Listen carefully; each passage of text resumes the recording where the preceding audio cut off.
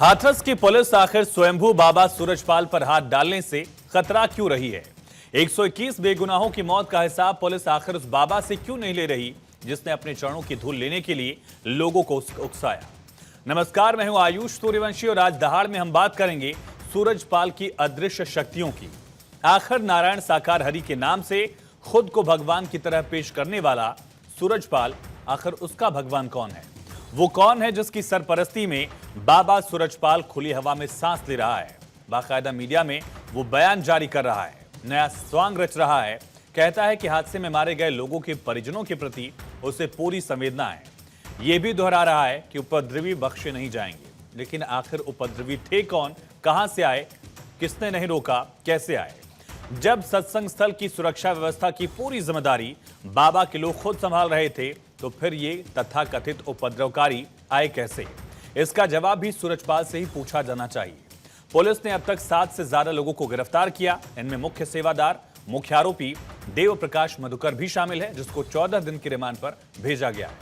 लेकिन क्या ये गिरफ्तारियां सिर्फ खानापूर्ति के लिए की जा रही हैं? आखिर क्यों सूरजपाल को एफआईआर में न तो आरोपी बनाया गया, ना ही उसे पूछताछ की कोई भी जरूरत समझी गई?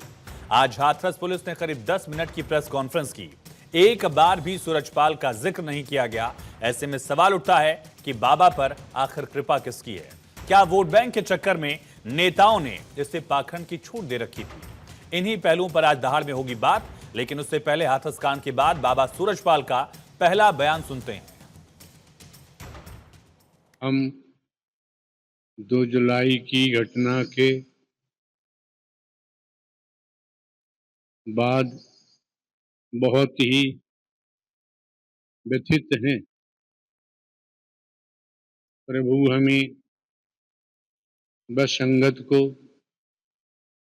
इस दुख की घड़ी से उबरने की शक्ति दें।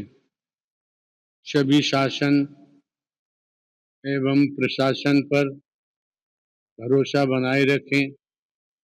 हमें विश्वास है जो भी उपद्रवकारी हैं। तो हाथरस पुलिस सूरजपाल का नाम तक नहीं लेना चाह रही। आज हाथरस के एसपी ने सिर्फ मुख्य आरोपियों का जिक्र किया। फंडिंग से कहां से आती थी इसकी जांच करने की बात कही, लेकिन सूरजपाल का कहीं नाम नहीं लिया। जनपद हाथरस की जो एसओजी है, उन्होंने मधुकर को कल देर शाम दिल्ली में नजफगढ़ से पुलिस एक्शन के बाद गिरफ्तार करा था। इनसे पूछताछ करी है। कहीं ना कहीं फंडिंग की बात आ रही है कि इनकी फंडिंग कहां से हुई है, वो जांच के दायरे में है। इतना बड़ा जो कार्यक्रम होता है, इतना समारोह होता है, इनको प्रॉपर तरीके से गोपियों को जो कपड़े दिए जा रहे हैं, यूनिफॉर्म्स दी जा रही हैं, तो फंडिंग आ कहाँ से रही है? जो डोनर्स की लिस्ट है उसका संकलन करा जा रहा है। आयकर विभाग के साथ भी हम लोग पत्राचार कर रहे हैं और इसमें एक वृहद विवेचना है और जो भी इसमें दोषी है उसको बख्शा नहीं जाएगा। और ऐसे में दहाड़ के सवाल, क्या राजनीतिक रसूख है सूरजपाल का सुरक्षा कवच?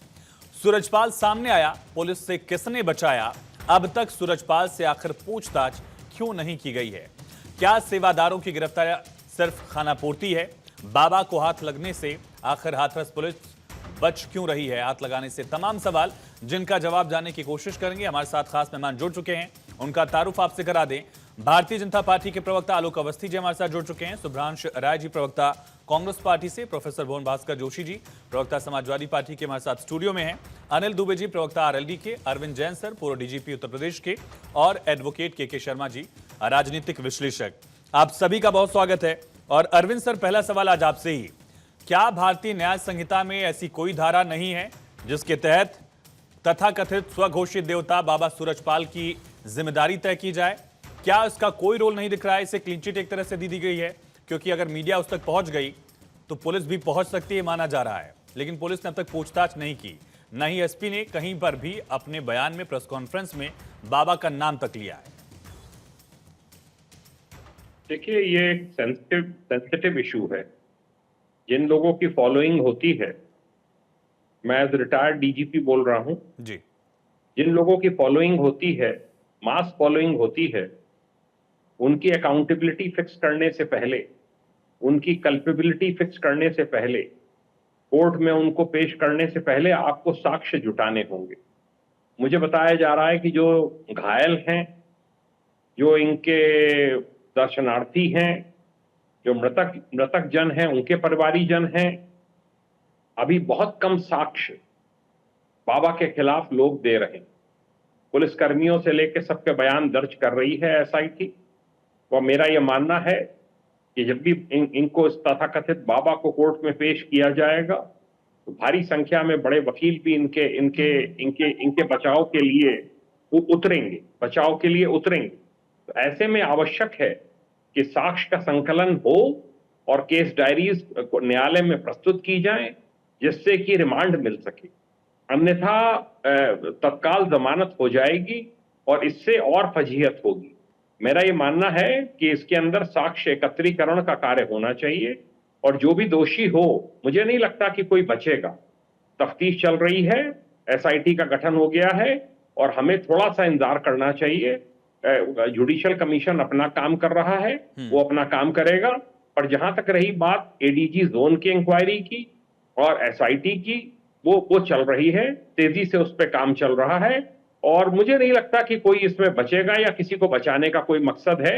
एविडेंस कलेक्शन एक महत्वपूर्ण कार्य होता है और एविडेंस कलेक्शन ऐसे सेंसिटिव इश्यूज में करना आवश्यक होता है, जिससे कि इसमें पुलिस की स्थिति न्यायालय में हास्यास्पद ना बन जाए।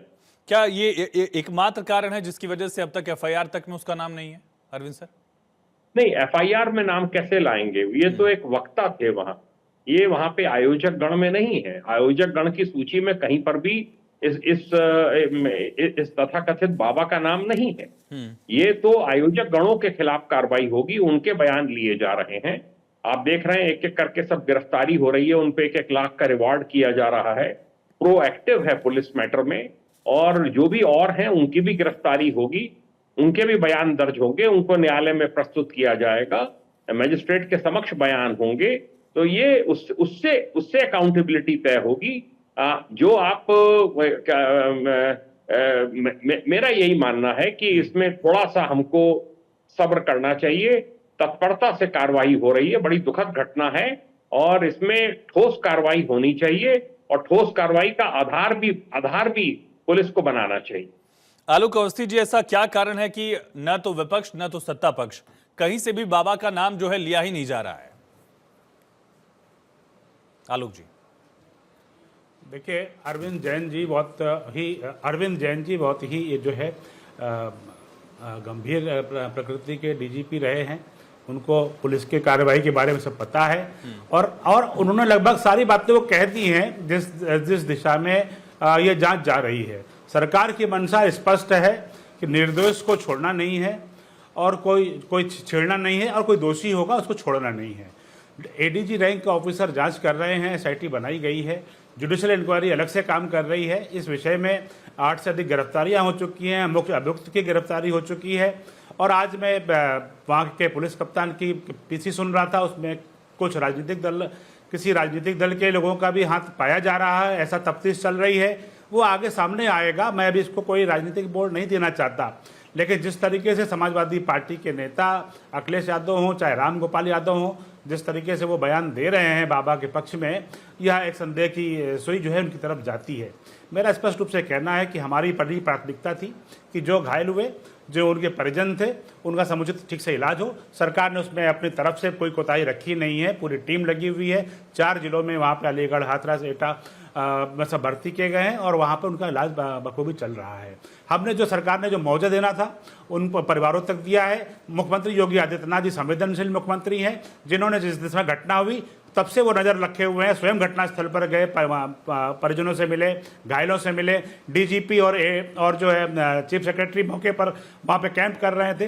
तो ये मैंने देखा है कि सरकार ने कहीं कोई तत्परता नहीं रखी है। हाँ, जिन्हों आयोजनकर्ताओं ने इसमें जो है ठीक से भाग नहीं लिया है और कब्जा रखी है, उनके खिलाफ कार्रवाई हो रही है। तफ्तीश होने दीजिए। आलोक जी, सवाल ठीक है, चलिए विपक्ष वाला सवाल मैं कांग्रेस से भी पूछूंगा, पाएगा तो छोड़ेंगे, और समाजवादी पार्टी से भी पूछूंगा, जो उनके नेताओं की तरफ से लगातार स्टेटमेंट सामने आए। लेकिन बाबा को क्लीन चिट आखिर किस आधार पर दी जा रही है, उससे पूछताछ क्यों नहीं की जा रही है? 121 लोगों के परिवार के सदस्य जानना चाहेंगे कि आखिर किस आधार पर बाबा को क्लीन चिट मिली है। क्लीन चिट मैं इसलिए कह रहा हूं क्योंकि एफआईआर में नाम नहीं है। क्लीन चिट में इसलिए कह रहा हूं क्योंकि अभी तक उससे पूछताछ नहीं की गई है। फंडिंग का जिक्र जो जिक्र आपने किया, हाथरस के एसपी ने फंडिंग का जिक्र किया, उन्होंने भी इस बात से परहेज कर लिया कि सूरजपाल का नाम तक अपनी जुबान से नहीं लिया। सवाल इसी वजह से है, तमाम राजनीतिक दलों के जो भी नुमाइंदे हैं उनकी तरफ से बाबा का जिक्र किया क्यों नहीं जा रहा? क्या वो चुनाव है, वोट बैंक है, इस वजह से ऐसा लग रहा है क्या? देखिए, बोलिए आलोक जी। नहीं, ऐसा नहीं है। अरविंद जैन जी की बातों में सारी बातें आ गई थी, फिर मैं दोहरा देता हूं। सूरजपाल के को कोई क्लीन चिट नहीं दी गई है। पहली बात तो यहां पर आप ये मत कहिए कि क्लीन चिट दे दी गई है। जांच के प्रक्रिया में सूरजपाल का अगर हाथ पाया जाएगा, निश्चित रूप से उनसे भी पूछताछ होगी। वो तत्परता और अगर वो उसमें दोषी पाए जाएंगे तो कार्रवाई भी मुख्य आयोजन करता था आलोक जी, उसके खिलाफ 1 लाख का इनाम घोषित किया गया। मुश्किल से 48 घंटे या 50 घंटे लगे होंगे सरकार की तरफ से, प्रशासन की तरफ से। उसकी गिरफ्तारी भी हो गई, आज उसे कोर्ट में पेश किया गया, 14 दिन की रिमांड भी मिल गई। अगर इस लेवल की कार्रवाई में भी कहीं से सूरजपाल का नाम नहीं आ रहा है तो ऐसा संदेश जा रहा है कि शायद बाबा पर हाथ डालने से प्रशासन खतरा रहा है, सरकार बच रही है।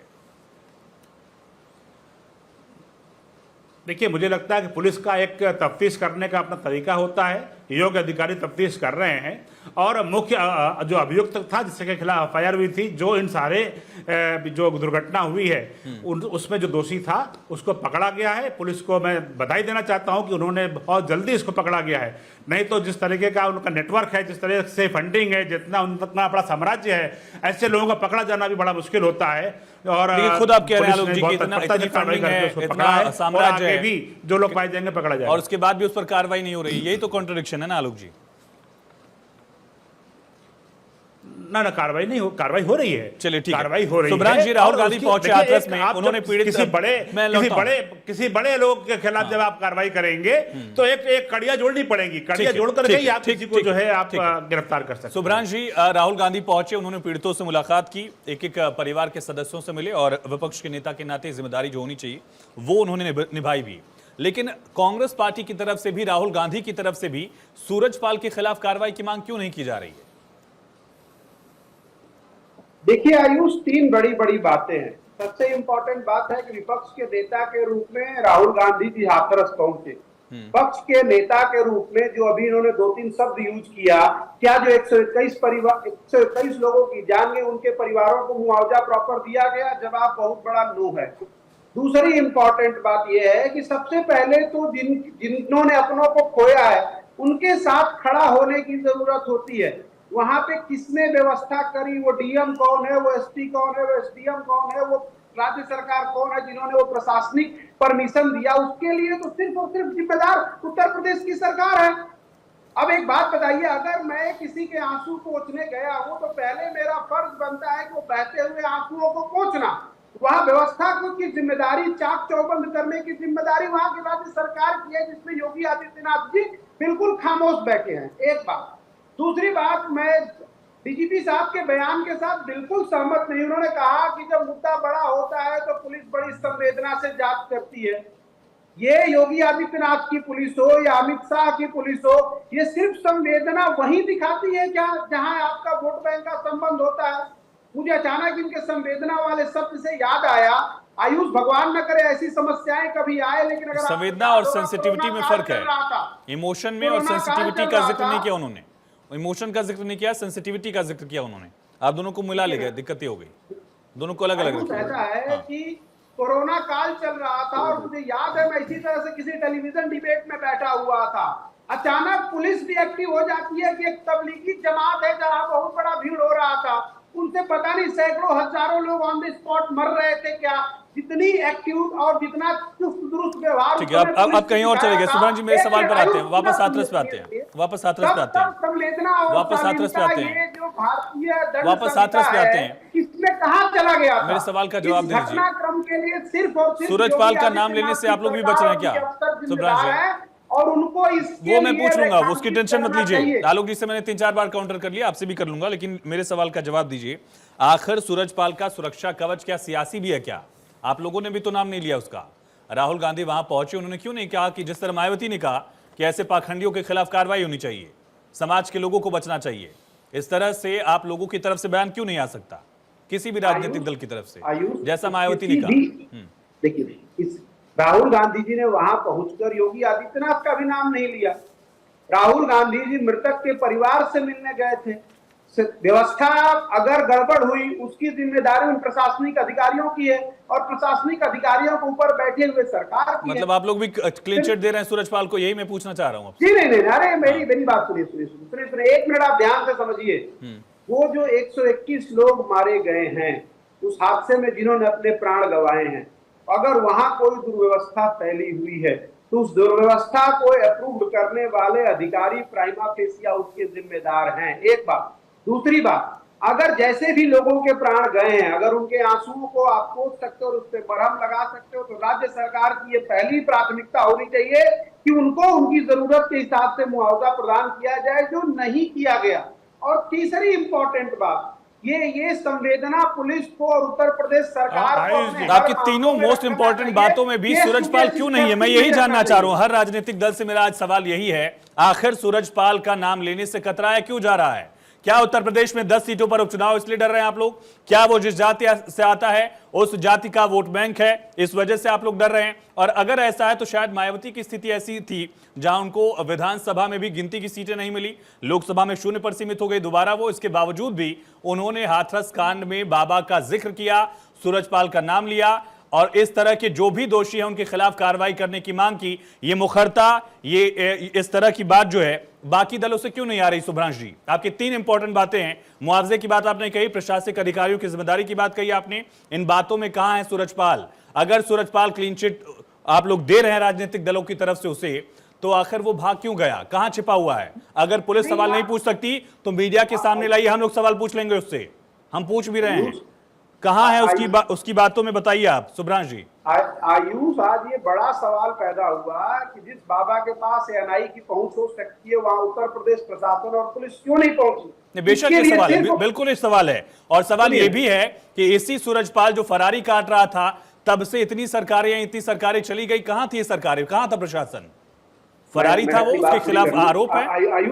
आयुष देखिए, मुद्दा थोड़ा मार्मिक है और गंभीर है, तो अपनी बात पूरी कर लूं कि जिस बाबा को कल तक पुलिस ढूंढ नहीं पा रही थी, वहां अगर एनआई पहुंच सकता है और मीडिया पहुंच सकता है तो पुलिस क्यों नहीं पहुंची? इसका मतलब यह है कि कहीं ना कहीं पुलिस की जो जांच है वो दबाव में प्रभावित है। एक बात। दूसरी इंपॉर्टेंट बात, देखिए मैं फिर से उसी बात को दोहराना चाहता हूं कि जो चले गए हैं उनको वापस नहीं लाया जा सकता, लेकिन सवाल क्या जो गए हैं उनके परिवारों के साथ सरकार मलहम लगाने का काम कर रही है? चलिए ठीक है फिर, लेकिन मेरा सवाल तो रह जा रहा है ना सुभ्रांश जी।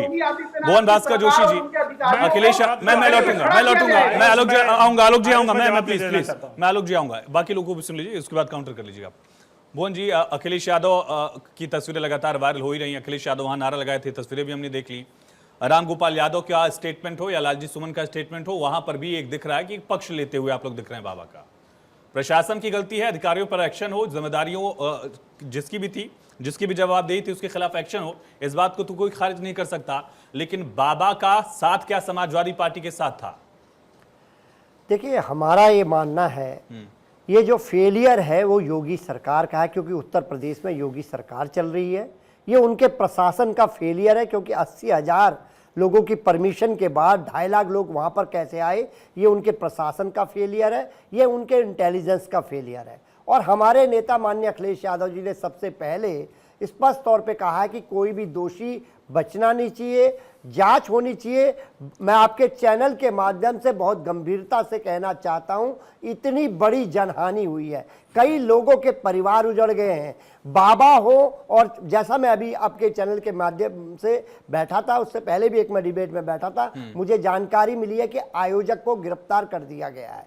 और हमारी मांग है कि बाबा भी कहीं ना कहीं इसमें दोषी है तो उसके खिलाफ भी एफआईआर लिखने की जिम्मेदारी, कार्रवाई करने की जिम्मेदारी उत्तर प्रदेश की सरकार है। और ये सरकार इसलिए बच रही है कार्रवाई करने से क्योंकि बाबाओं को इनका संरक्षण रहता है। आप राम रहीम को देख लीजिए, आसाराम बापू को देख लीजिए, किस प्रकार इनके नेताओं की तस्वीर थी, कैसे ये उनके चरणों में गिरे रहते हैं भारतीय जनता पार्टी के नेता, कैसे राम रहीम इनके लिए वोट मांगने का काम करते हैं। गिरफ्तारी नहीं की सरकार ने, कोर्ट के आदेश के बाद, फैसले के बाद गिरफ्तारी हुई नहीं हुई? किनकी? राम रहीम की, आसाराम की। मैं आपसे कहना चाहता हूं, कौन इनको आपके कहने से देश नहीं मानेगा। देश जानता है कि किनको संरक्षण देने का काम मैं क्या पूछ रहा हूं भुवन जी, कौन सा अगर राजनीतिक कोर्ट दल का करे? फैसला आया तो आसाराम को गिरफ्तार किया गया कि नहीं किया गया? नहीं, वो राम रहीम की गिरफ्तारी हुई नहीं हुई? पैरोल किसने बार बार देने का काम करा? यह भी प्रश्न देश उठता है, यह भी प्रश्न देश उठा रहा है कि कौन सी सरकार उसको बार बार पैरोल देने का काम करती है, क्यों देती है, कैसे वो सरकार, कैसे भारतीय जनता पार्टी के लिए वो वोट मांगने का काम करता है? ये देश से प्रश्न छुपे हुए हैं क्या? ये देश जानता है कि हरियाणा की सरकार बनाते वक्त कैसे एक्टिव हो जाते हैं वो, कैसे उनकी पैरोल की अवधि बढ़ जाती है उस समय। तो निश्चित तौर पे ये भी उसी तरह से इसकी एक्टिवनेस भी थी क्या सूरजपाल जाटव की भी? इसी वजह से राजनीतिक दल बच रहे हैं क्या? देखिए हम लोग इसी वजह से अखिलेश यादव ने नाम नहीं लिया क्या? देखिए इसी वजह से राम गोपाल यादव ने नहीं कहा कि सूरजपाल को गिरफ्तार किया जाए? देखिए इसी वजह से लालजी सुमन ने नाम नहीं लिया क्या? यही कारण है क्या? देखिए एक प्रतिष्ठित चैनल आपका है और पार्टी का ऑथेंटिक प्रवक्ता होने के कारण मैं बहुत जिम्मेदारी से आपके चैनल के कहता हूं कि जनहानि हुई है, कोई भी नहीं बचना चाहिए, बाबा हो कोई भी हो। और इसके साथ साथ एक जो प्रश्न माननीय अखिलेश यादव जी ने उठाया है कि आज ऐसे जो दोषी नहीं है उनको गिरफ्तार करके कहीं ना कहीं अपनी जिम्मेदारी से बचने का प्रयास कर रही है। उन्होंने उदाहरण देने का काम करा मैनपुरी का, उनके बेटे ने फरियाद लगाई है, उनका कोई इस आयोजन से मतलब नहीं है, लेकिन कुछ फर्जी गिरफ्तारी भी हो रही है। उन जो दोषी नहीं है वो तो कोर्ट में तय होगा। और ये अभी न तो किसी को दोषी कहा जा रहा है, न किसी को क्लीन चिट दी जा सकती है। ऐसी स्थिति में अगर शुरुआती जांच है वो कोर्ट ही तय करेगी कि दोषी कौन है या निर्दोष कौन है, ये तो मामला कोर्ट में ही तय होगा। लेकिन अनिल दुबे जी, सरकार में आपकी भी हिस्सेदारी है, पश्चिम में भी इस तरह का असर का ज्यादातर जो हिस्सा था वो पश्चिमी उत्तर प्रदेश में ही है, आपके प्रभाव वाले क्षेत्र भी यहां पर। क्या स्टैंड आप लोगों का? बाबा को गिरफ्तार किया जाए, बाबा का नाम एफआईआर में हो या ना हो? देखिए आयुष जी, बाबा हो या जो भी दोषी हो, जो भी घटना का दोषी हो जिसके कारण से ये हादसा हुआ, हृदय विदारक हादसा हुआ, वो गिरफ्तार होना चाहिए, उसके खिलाफ कार्रवाई होनी चाहिए। हमारी पार्टी का यही मानना है। हमारी पार्टी की नेता माननीय जयंत चौधरी जी भी इस मुद्दे पर बहुत ही संवेदनशील हैं। उत्तर प्रदेश के मुख्यमंत्री माननीय योगी जी इस पर बहुत संवेदनशील हैं और उत्तर प्रदेश की सरकार, हम लोग सरकार में हैं, हमारा सामूहिक उत्तरदायित्व है सरकार का। मैं समझता हूं कि सरकार अपना काम कर रही है। तो भी अनिल जी, आपकी आवाज बीच में रुक गई, इस पर देखते हैं हम क्या इशू है, अगर फिर से आप रिकनेक्ट हो। लेकिन के शर्मा जी, सबसे बड़ा सवाल यही है, क्या इतना सियासी अनिल जी आप बात पूरी कर लीजिए, अगर आपकी आवाज आ रही है बोलिए। हाँ, मैं यही कह रहा हूँ कि कोई भी दोषी, जो भी दोषी होगा वो बचेगा नहीं। सरकार संवेदनशील है। हमारी पार्टी के नेता माननीय जयंत चौधरी जी ने, उत्तर प्रदेश सरकार के जो मंत्री हैं हमारी पार्टी के, अनिल कुमार जी, विधायक गुड्डू चौधरी जी, एमएलसी योगेश चौधरी जी, ये सारे लोग वहां घटनास्थल पर गए। उन्होंने वहां पे लोगों से बात की, लोगों से मुलाकात की, पीड़ित बच्चों से मिले। तो जो भी दोषी होगा वो बचेगा। और जहां तक रही राजनीति की बात, चाहे वो कांग्रेस के हमारे मित्र हों, चाहे वो समाजवादी पार्टी के मित्र हों, इन लोगों को इस समय जरूरत है इस पर राजनीति ना की जाए। ये बहुत ही भयावह मंजर है। इस समय जरूरत है पीड़ित पक्ष के साथ खड़े होने की, लोगों को जो है राहत पहुंचाने की, और इन लोगों को राजनीति इस पर नहीं करनी चाहिए। अब आप राजनीति करने की काम कर रहे हो। हाथरस की घटना के बजाय आप दूसरे मुद्दों पर भागने की बात कर रहे हो। हाथरस की घटना को उत्तर प्रदेश की सरकार ने, हम लोगों ने, सब लोगों ने बहुत गंभीरता से लिया है। पीड़ित पक्ष ये गंभीरता आप लोगों को पहले भी दिखानी चाहिए थी ना अनिल जी, पहले दिखाते तो सारी घटना ही नहीं होती। के जी का हो जाए, के शर्मा जी वेट कर रहे हैं। के शर्मा जी, बाबा कह रहा है कि उपद्रवी बख्शे नहीं जाएंगे, हालांकि बाबा कहा जाए या ना कहा जाए, सीधे सूरजपाल ही कहा जाए। सूरजपाल ये कह रहा है कि दोषी बख्शे नहीं जाएंगे, उपद्रवियों को बख्शा नहीं जाएगा। किस हैसियत से इस तरह की बयान वो दे रहा है? व्यवस्था इसकी थी, फौज इसकी थी, सेवादार इसके थे, आयोजन इसका था, बस ये आयोजक नहीं था। क्या इसी वजह से इसके खिलाफ कार्रवाई न हो? नहीं, ये देखिए, मैं यहाँ पे पॉलिटिकल रिलीफ के साथ साथ एक एडवोकेट हूँ, और जो मुझे जो सेक्शन के साथ जो, और मैं आपको यहाँ पे तो हमारे पूर्व डीजीपी साहब जो बता रहे थे, मैं उनकी बातों से सहमत इसलिए नहीं हूँ क्योंकि देखिए यहाँ पे वो पुलिस प्रशासन को बचा रहे हैं, जो वहां पे प्रशासन था। और जो आपने कहा कि लायबिलिटी जो है बाबा की, कैसे नहीं, आप यदि omission is also a crime, section 33 IPC, उसका जो डिफिनीशन है, a failure to act which generally attract different legal consequences for the conduct in the criminal law. यदि आपके पास पॉजिटिव रिएक्शन करने की थी ताकत, 80,000 जब जो लोग बढ़ रहे थे, तो वहां पे क्या आपकी आंखें बंद थी? वहां पे CO SDM was also present क्या उनको दिख नहीं रहा था कि ऐसी घटना हो सकती है?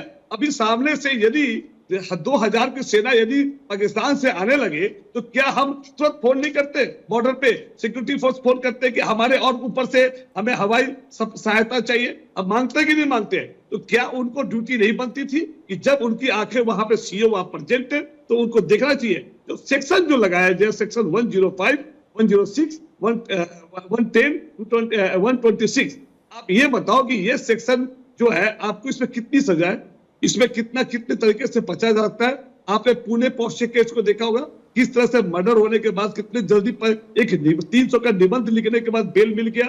तो ये सारी चीजें जो बता रही है, बाबा का इसमें रोल है। इसमें साथ में जो प्रशासन, जो वहां पे डीएम है और जो वहां के एसपी है, उसका भी रोल है, क्योंकि उनको जब ये प्रशासन की जब ड्यूटी दी गई थी तो उनको जो एक उनकी ड्यूटी बनती थी आईबी का भी। आप एक बताओ, आज ये जो बरगद का पेड़, जितने बाबा, क्या पहले दिन से वो पहले बीज होते हैं, बाद में बरगद का पेड़ और पीपल का पेड़ बनते हैं। यदि हम जिस समय आज इनके बारे में बोल रहे हैं, उनके घर में ये चल रहा था, लड़की आती थी, वहां पे पैसे उगाई होती थी, जिस तरह से आज हम एलिगेशन इन्वेस्टिगेशन कर रहे हैं, क्या इतने दिन से हम सोए हुए थे? क्या बाबा, ये आज यदि हम बाबा के ऊपर, सारे बाबाओं के ऊपर, चाहे वो रामपाल हो, चाहे राम रहीम हो, चाहे भागेश्वर हो, चाहे आसाराम हो, चाहे निर्मल बाबा हो, यदि उस टाइम पे यदि हम उस सोए हुए नहीं रहते और उनको बड़ा ये बरगद का पेड़ बनने से रोक दिए होते उसी समय, और उन पे कानूनी शिकंजा यदि हम कसे होते, तो ये दिन नहीं देखना होता। तो क्या सरकार का फेलियर नहीं है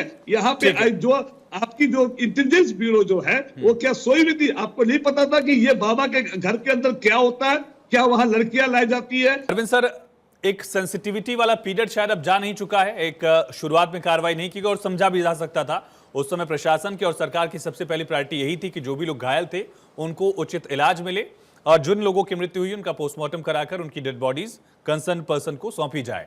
लेकिन अब भी उसके खिलाफ अगर कहीं कार्रवाई नहीं हो रही, कार्रवाई का नाम तक नहीं है, तो सवाल उठेगा। सवाल इस वजह से भी है क्योंकि ये कहा जा रहा है कि उसके पैरों की धूल की वजह लेने के लिए ही लोगों की तरफ से भगदड़ मची, उसके सेवादार थे, उसकी एक अपनी फौज है और ये तमाम चीजें पब्लिक डोमेन में हैं।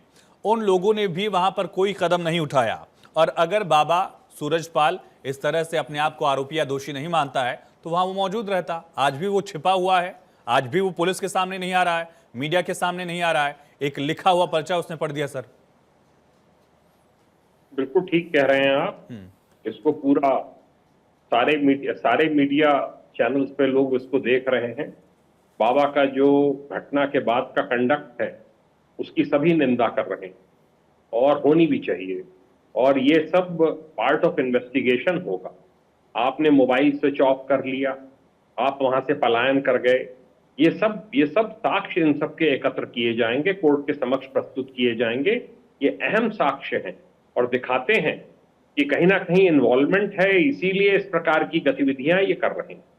मैंने पहले भी कहा, मैं फिर इसको रिपीट करूंगा कि जो भी इस प्रकार के संवेदनशील मुद्दे होते हैं उसमें फूक फूक के कदम रखा जाता है और कार्रवाई सही दिशा में चल रही है। नहीं, लेकिन इसमें एक कॉन्ट्राडिक्शन जो अरविंद सर है, देखिए एक तस्वीर वो आती है उत्तर प्रदेश में जहां थानों में तख्ती लटकाए एक अपराधी पहुंचता है और सरेंडर कर देता है या शपथ लेता है, वो कसम खाता कि मैं आज के बाद अपराध नहीं करूंगा, ये शपथ में लेता हूं। मुख्तार अतीक जैसे अपराधियों के बयान भी आते थे, उनको डर लगता था कि गाड़ी पलट जाएगी, इनकाउंटर हो जाएगा। इस तरह का डर जो है उनकी तरफ से खुद जाहिर किया जाता था, बड़े बड़े अपराधी। लेकिन उसी उत्तर प्रदेश में जब एक बाबा के खिलाफ सबूत जुटाने की कवायद में भी उसका नाम तक नहीं लिया जा रहा है तो सवाल उठेगा। और सवाल उस परिवार की तरफ से भी उठेगा जिसके एक ऐसा परिवार है जिसने अपने परिवार के 3 सदस्यों को खो दिया। सोचिए अब उसके दिल पर क्या गुजर रही होगी कि बाबा इतना बड़ा है, इसके खिलाफ सबूत इकट्ठा हो रहे हैं, इस वजह से कार्रवाई नहीं हो रही है। वो सबूत तो मधुकर के खिलाफ भी इकट्ठा हो रहा था, जिसको लेकर 1 लाख का इनाम घोषित किया गया, जिसको रिमांड पर भेजा गया है। अरविंद सर देखिए, मेरी सूचना के अनुसार कोई भी श्रद्धालु, कोई भी इंजर्ड की फैमिली, कोई भी मृतक की फैमिली जो इनके अनुयायी थे, उन्होंने अभी तक कोई स्टेटमेंट किसी भी प्रकार का सूरजपाल के खिलाफ नहीं दिया। अंसल्स एक पिक्चर हॉल में ट्रेजेडी हुई थी दिल्ली में, सारे परिवारीजनों ने खुलकर मोर्चा बनाया था और अंसल्स उसमें जेल गए थे, सालों रहे थे, करोड़ों का कंपनसेशन दिया गया था। ऐसे में जरूरी है कि पर्याप्त साक्ष्य एकत्र हो जाए साक्ष्य एकत्र होने के नहीं, बाद मैं मुझे यही नहीं पूछ रहा हूं लगता- कि जैसे मधुकर जो मुख्य आरोपी है, उसे मुख्य आयोजनकर्ता माना गया है, उसके खिलाफ 1 लाख रुपए का एक तरह से इनाम भी घोषित कर दिया गया था, उसकी गिरफ्तारी हुई, उसको अब जेल में भेजा गया, कस्टडी भी मिल गई उसकी। मधुकर के खिलाफ भी तो वही सारे मामले, मधुकर के खिलाफ भी किसी का स्टेटमेंट नहीं आया। ऐसा नहीं कि किसी ने स्पेसिफिकली बोला हो कि मधुकर ही हमारी परिवार के सदस्य की मौत का कारण है। मैं यही पूछ रहा हूं कि जो भी कंडक्ट है, जो भी कायदा है, उसमें इतना डिफरेंस क्यों है? ये मधुकर ने तो क्लियर कट वायलेशन किया है। इन्होंने तो लिखित एप्लीकेशन दी है, इन्होंने तो कमिटमेंट दिया है कि 80,000 की भीड़ होगी तब, और इनको जो शर्तें दी गई उनको इन्होंने रिसीव किया है और इन्होंने कहा है कि हम इसका पालन कराएंगे। ये तो बिल्कुल क्लियर कट दोषी है, इसमें तो कोई कोर्ट भी किसी प्रकार की रियायत इसको नहीं देने जा रही। ये जैसे जैसे साक्ष्य एकत्र हो जाएगा, मेरा ये मानना है इसमें बहुत तत्परता से कार्रवाई देखिए, जब चल रही है। एफआईआर जो होता है कॉग्निबल ऑफेंस है, प्राइमा फेसाई यदि देखा जाए तो आप बताओ कि इसमें प्रशासन की जो फेलियर है, जो उसको एक्ट जो करना चाहिए था, इसको एक्टस नहीं, केके जी, इस चर्चा से तो हम बहुत आगे बढ़ा है। ये 2 तारीख की चर्चा से हम 6 तारीख को आ गए हैं। नाम डाल के प्रशासन का फेलियर नहीं है तो कोई कह ही नहीं सकता है। केके जी, इसमें तो कोई कह ही नहीं सकता है। बाबा का नाम डालने के बाद भी तो हटा सकते हैं, यदि वो बेगुनाह है तो बाद में हटा देना। ये सवाल है अरविंद सर कि अगर वो बेगुनाह है, बाबा का नाम, मैं आता हूं अरविंद सर, बहुत छोटा सा रिएक्शन इस पर कि अगर वो बेगुनाह होगा तो वो छूट जाएगा कोर्ट से, छूट जाएगा। ठीक है अरविंद सर। नहीं, क्यों छूटे, क्यों छूटे? उसके खिलाफ साक्ष्य एकत्र करके ठोस चार्जशीट लगनी चाहिए। ऐसे बाबाओं को एक्सपोज किए जाने की जरूरत है। तथाकथित बाबा का था। मैं इनको बाबा नहीं कहता, ये तथाकथित बाबा हैं। ठीक है आलोक जी, उसी उत्तर प्रदेश में 2 तस्वीरें क्यों दिखती हैं? वो भय जो है ऐसे बाबाओं के पनपने के दौरान क्यों नहीं दिखता है? और ये तो आरोपी था, इसके खिलाफ केस भी थे, तमाम सरकारें आई, आपकी भी सरकार चली रही है, बदला क्या? मरे हुए को जिंदा करते थे, अब वो बाबा जिंदा करके दिखाए, 121 लोगों को जिंदा करके दिखाए। ठीक, आलोक जी, बहुत छोटा सा रिएक्शन। आयुष जी, इस डिबेट को आयुष जी, इस डिबेट को कंडक्ट कौन कर रहा है? जो वकील साहब कर रहे हैं? नहीं, वकील साहब नहीं कर रहे, मैं ही कर रहा हूं और मैं ही करता रहूंगा। इन्होंने बहुत एक लंबी सांस में कई सारे धर्माचार्यों के नाम ले लिए इन्होंने, जो कि कहीं पे भी किस तरह के किसी भी आप उनके सवाल का जवाब नहीं दीजिए, वो अपनी बात रखें, मेरे सवाल का जवाब दीजिए आलोक जी। नाम ले लिया कि ये उनको बिल्कुल नहीं देना चाहिए। ठीक, हाँ। और मैं आपको स्पष्ट रूप से कहना चाहता हूं, मेरी आयुष जी, आप बहुत अच्छी डिबेट कर रहे हैं, बहुत स्पष्टता से आपके व्यूअर्स के पास चीजें जा रही हैं। अरविंद जी से आपने बहुत अच्छे सवाल पूछे हैं, मैं भी आपको जवाब देना चाह रहा हूं। देखिए, राजनीति करने के लिए कांग्रेस के प्रवक्ता ने और समाजवादी पार्टी के प्रवक्ता ने तो जो बातें कह दी उसका भी बात करना जरूरी है। पहली बात, उन्होंने अखिलेश यादव जी ने कह दिया कि ये निर्दोष को गिरफ्तार कर रहे हैं बिना जांच के। जो पुलिस एफआईआर जांच कर रही है, अगर उनके सजातीय लोगों को गिरफ्तार इसमें हो गए हैं तो वो निर्दोष का सर्टिफिकेट कैसे दे रहे हैं? क्या उनको पता है दोषी और निर्दोष, दोषी कौन है और निर्दोष कौन है? अखिलेश यादव जी को स्पष्ट करना चाहिए, उनके प्रवक्ता को स्पष्ट कर देना चाहिए उन्होंने क्यों सर्टिफिकेट दिया निर्दोष है। दूसरी बात मैं ये कहना चाहता हूं, जिस तरह के ये आयोजन हो रहे हैं, सरकार पे आरोप लगा रहे हैं, आप लगाइए। सरकार की जहां पे विफलता होगी, अधिकारियों में विफलता होगी, हम कार्रवाई करेंगे। इसमें दो बड़े हमारे जांच दल काम कर रहे हैं, एक न्यायिक आयोग काम कर रहा है और एक एडीजी के नेतृत्व में एसआईटी काम कर रही है। निश्चित रूप से प्रशासनिक अधिकारियों की जिम्मेदारी बनेगी तो हम कार्रवाई करेंगे। हमें एक बात और कहना चाहता हूं, कांग्रेस की सरकार में कुंभ मेले में भगदड़ में कई सैकड़ों लोग मर गए थे, तो उस समय आलोक जी, मैंने केके शर्मा जी को भी कहा, मैं आपसे भी कह रहा हूं, इस चर्चा से हम 3 तारीख से 6 तारीख को आ गए हैं, जिम्मेदारी वाली चर्चा से हम आगे आ गए। मेरा सवाल यही है, उन्होंने गिरफ्तार करके जेल में डाल दिया। आलोक जी, मैं पूछना चाहता हूं, कृपालु जी महाराज के कार्यक्रम में 60 से अधिक लोग मर गए थे, उस समय की सरकार ने क्या कर दिया था? तो मेरा स्पष्ट रूप से कहना है, सरकारें अपने हिसाब से काम कर रही है। हम दोषी मेरा सवाल था, ऐसे बाबा पनप कैसे जाते हैं? उनके पक्ष में उनको मुआवजा दे रहे हैं, उनके बच्चों को शिक्षा देने जा रहे हैं। ठीक, आलोक जी, ऐसे बाबा पनप कैसे जाते हैं किसी की भी सरकार में? कैसे पनप गया? वो आरोपी है, उसके खिलाफ केस दर्ज था, वो पनप रहा है, अपना साम्राज्य खड़ा कर रहा है, लड़कियां जा रही हैं, क्या क्या चीजें सामने आ रही हैं, खुद पुलिस अधिकारी कह रहे हैं कि फंडिंग हो रही है। क्या अगर ये केस नहीं होता तो फंडिंग का मामला पता नहीं चलता? आलोक जी। देखिए, निश्चित बात है कि जब तक कि कोई घटना नहीं होती है, कोई सुओ मोटो इस तरीके से किसी के खिलाफ कोई जांच नहीं कर सकता है। और जहां तक कि आप बाबाओं की बात करें तो ये तो हमारे सदियों से परंपरा चली आ रही है कि कई पंथ और कई इस तरह के जो चले, जिसमें कि कई सारे फॉलोअर्स बने, तो अब हर आदमी अपराधी तो नहीं हो सकता है। हाँ, नहीं, मैंने ये नहीं कहा कि कोई भी धर्माचार्य जो है व्यवस्था को दंडित किया जाएगा। ठीक है, नहीं, दोनों में बहुत फर्क है। अगर इस तरह का कोई फ्रॉड है और दूसरा कोई धर्म की बात कर रहा है, दोनों में बहुत फासला है। लेकिन ठीक है, भुवन जी आप ही बोलिए और ये बताइए कि आखिर ऐसे क्लीन चिट आप लोग कैसे दे रहे हैं जिनको गिरफ्तार किया गया? आलोक जी वक्त में थोड़ा सा, आलोक जी प्लीज थोड़ा सा एडजस्ट करिएगा वक्त में। भुवन जी देखिए, हम देश प्रदेश क्या देख पा रहा है, प्रदेश ये देख पा रहा है कि किस प्रकार स्वास्थ्य मंत्री को जहां पर कैंप करना चाहिए वो कैंप से बच रहे हैं। वो अपने दिल्ली में जाकर अपने स्वास्थ्य की चिंता कर रहे हैं, अपने राजनीतिक स्वास्थ्य की चिंता कर रहे हैं। ये भी देश देख पा रहा है कि वो अपनी जिम्मेदारी से बच रहे हैं। उनको वहाँ पर कैंप करना चाहिए, वहाँ पर दवाइयों का इंतजाम, वहाँ पर उनकी जो घायल है उनका इंतजाम का देखना चाहिए। लेकिन वो अपने और दिल्ली और लखनऊ के लड़ाई में देखिए किस प्रकार वहाँ पर आज पिस रही है आम जनता, ये भी देश देख पा रहा है। और हमें याद आता है, हमें याद ये तो कह नहीं रहे कि सूरजपाल को गिरफ्तार किया जाए, आपने कह दिया, बड़े नेताओं ने नहीं कहा। लास्ट विषय सर, और 2012 और 2017 की सरकार में हमने देखा माननीय अखिलेश यादव जी के उसमें कोई घटना घट जाती थी तो पूरा मीडिया उसको दिखाने को लग जाता था। ये कौन दिखा रहा है? 5 दिन से 2012 से 17 में और अखिलेश जी की फोटो के साथ, अखिलेश जी की फोटो के साथ वक्त नहीं है, वरना मैं इस पे आपको पूरी क्लैरिटी देता हूं। 5 दिन से कौन दिखा रहा है ये? आप अगर इस चर्चा में शामिल हैं, छोड़िए, अगर भुवन जी अगर आप इस चर्चा में शामिल हैं समाजवादी पार्टी के प्रवक्ता के तौर पर, आपको लगा हो कि मैंने सरकार के खिलाफ या किसी के खिलाफ आपको बोलने से रोका हो, आप छोटी घटना क्या? मैंने कहा कोई छोटी भी घटना 2012-17 में घट जाती थी माननीय अखिलेश ये हाँ ये जो भी सत्ता में होता है, ये जो भी सत्ता में होता है, भुवन जी ये जो भी सत्ता में, सुनिए ना भुवन